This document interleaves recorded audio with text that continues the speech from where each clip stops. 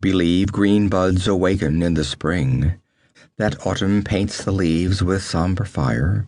Believe I held my heart inviolate, to lavish on one man my hot desire. The Song of Belit. Hoofs drummed down the street that sloped to the wharves. The folk that yelled and scattered had only a fleeting glimpse of a mailed figure on a black stallion, a wide scarlet cloak flowing out on the wind. Far up the street came the shout and clatter of pursuit, but the horseman did not look back. He swept out onto the wharfs and jerked the plunging stallion back on its haunches at the very lip of the pier. Seamen gaped up at him as they stood to the sweep and striped sail of a high-prowed, broad-waisted galley. The master, sturdy and black-bearded, stood in the bows, easing her away from the piles with a boat-hook.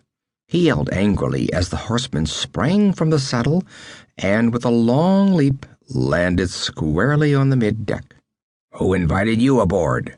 Get under way!" roared the intruder with a fierce gesture that splattered red drops from his broadsword.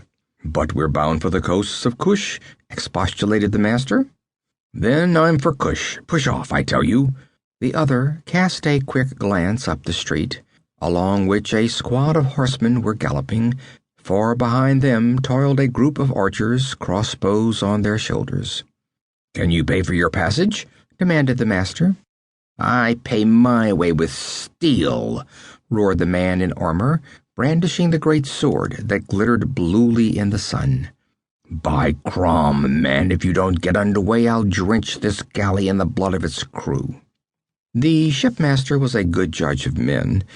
One glance at the dark, scarred face of the swordsman hardened with passion, and he shouted a quick order, thrusting strongly against the piles. The galley wallowed out into clear water.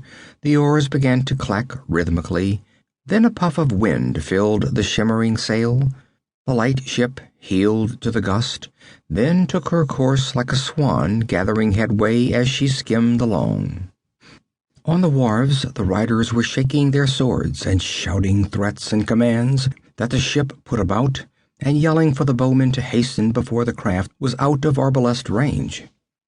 "Let them rave," grinned the swordsman heartily. "Do you keep her on a course, Master Steersman." The master descended from the small deck between the bows, made his way between the rows of oarsmen, and mounted the middeck. The stranger stood there, with his back to the mast, eyes narrowed alertly, sword ready. The shipmen eyed him steadily, careful not to make any move toward the long knife in his belt.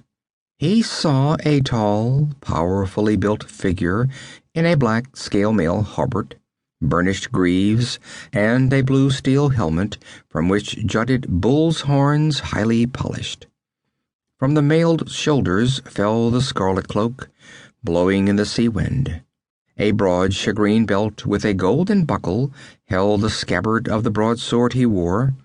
Under the horned helmet, a square-cut black mane contrasted with smoldering blue eyes. "If we must travel together," said the master, "we may as well be at peace with each other.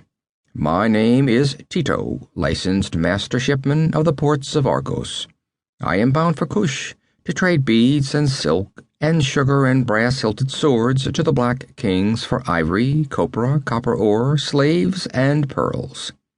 The swordsman glanced back at the rapidly receding docks, where the figures still gesticulated helplessly, evidently having trouble in finding a boat swift enough to overhaul the fast-sailing galley. "I am Conan, a Cimmerian," he answered. "I came into Argos seeking employment, but with no wars forward, there was nothing to which I might turn my hand.